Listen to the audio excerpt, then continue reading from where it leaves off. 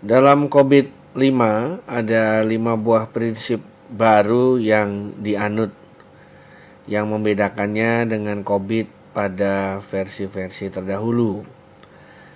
Yang pertama adalah terkait dengan bagaimana COVID-5 melihat sebagai sebuah kerangka yang dapat memenuhi kebutuhan stakeholder. Kita ketahui dalam konteks IT governance, setiap stakeholder memiliki konteks kebutuhan yang berbeda-beda. Ada yang membutuhkan governance karena masalah regulation. Ada yang membutuhkan governance karena masalah terkait dengan kebutuhan untuk efisiensi. Ada yang membutuhkan governance karena masalah keterbatasan resource. Ada yang membutuhkan governance karena permasalahan hukum dan lain sebagainya.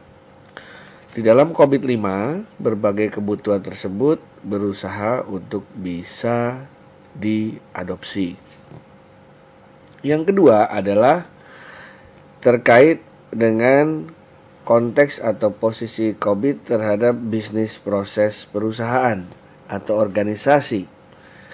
Seperti kita ketahui, organisasi memiliki value chain-nya sendiri-sendiri, memiliki bisnis prosesnya sendiri-sendiri dari hulu ke hilir, tergantung dari tipe industrinya. Bisnis proses government dengan perusahaan komersial tentu saja berbeda. Dalam sebuah industri penerbangan misalnya dibandingkan dengan industri transportasi yang lain seperti kereta api atau transportasi darat seperti taksi, mungkin memiliki bisnis proses yang juga berbeda. Apalagi jika dibandingkan dengan bisnis proses di industri keuangan, perbankan, manufacturing, dan lain sebagainya. Nah, COVID-5 ini mengambil jalan bagaimana atau mengambil prinsip bagaimana kebutuhan governance itu benar-benar di cover atau mengambil ruang lingkup dari hulu ke hilir. Jadi benar-benar sangat terintegrasi dan terpadu. Kenapa? Karena dari bisnis proses hulu ke hilir, di situ mengalir informasi sebagai bagian dari sumber daya atau sebagai bagian dari properti proses yang perlu di-govern. Kemudian yang ketiga terkait dengan posisi COVID terhadap kerangka-kerangka governance, management atau best practice lainnya. Kita tahu di dalam COVID ada banyak sekali proses yang terkait dengan berbagai hal. Misalnya untuk security.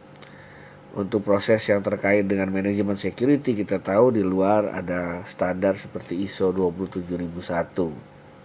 Atau untuk arsitektur misalnya, di luar ada TOGAF.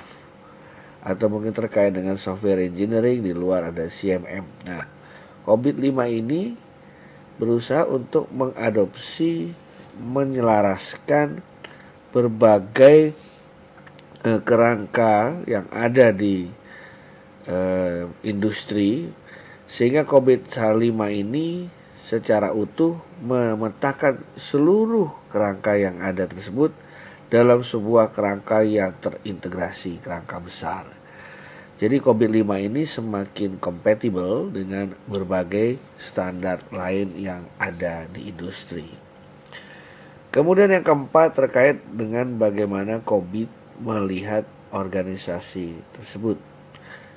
Organisasi yang dilihat dari COVID tidak lagi menjadi sesuatu yang sifatnya sepotong-sepotong. Namun COVID-5 berusaha melihat organisasi sebagai suatu entitas yang holistik dan sistemik. Sehingga di dalam COVID-5 diperkenalkan berbagai atau sejumlah kerangka-kerangka yang isinya adalah bagaimana komponen-komponen antar organisasi berinteraksi dengan kerangka governance pada COVID tersebut. Dari situ Anda bisa melihat di mana posisi informasi, di mana posisi sumber daya, di mana posisi stakeholder, di mana posisi teknologi, dan lain sebagainya. Sehingga benar-benar yang namanya teknologi informasi sudah menjadi bagian yang tidak terpisahkan atau embedded dari sebuah ekosistem organisasi. Dan yang kelima, yang paling penting adalah dipisahkannya konsep antara yang namanya governance dan management. Kita tahu persis terjadi perbedaan prinsip yang cukup besar antara hal-hal yang merupakan domain dari manajemen dan domain dari governance. Kalau manajemen lebih kepada bagaimana caranya atau strateginya seluruh sumber daya terbatas bisa mencapai objektif organisasi melalui proses perencanaan organisasi, kemudian penerapan, pemantauan, evaluasi, dan lain sebagainya. Governance lebih kepada suatu hubungan atau relasi antara komponen dalam organisasi, terutama terkait dengan proses pengambilan keputusan yang harus transparan, accountable, gitu ya, jelas tanggung jawabnya, ada keseimbangan, keadilan, dan tentu saja konsep-konsep fairness. Nah, kelima prinsip inilah yang merupakan ciri khas dari COVID 5 yang diperkenalkan oleh Isaka.